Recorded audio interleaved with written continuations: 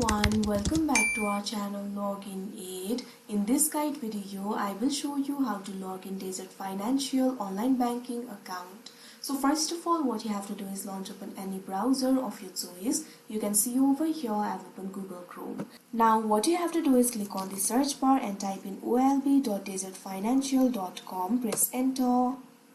Now you can see over here you'll be led to the official website of Desert Financial. From here you'll be able to log in to your online banking.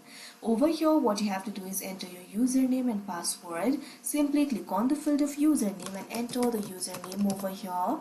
Likewise click on the field of password and enter the password. If you have forgotten your username or password, you can click on this option, forgot username or password, and you'll be able to recover it. Now after you enter your username and password, simply check on this box, verify you are human.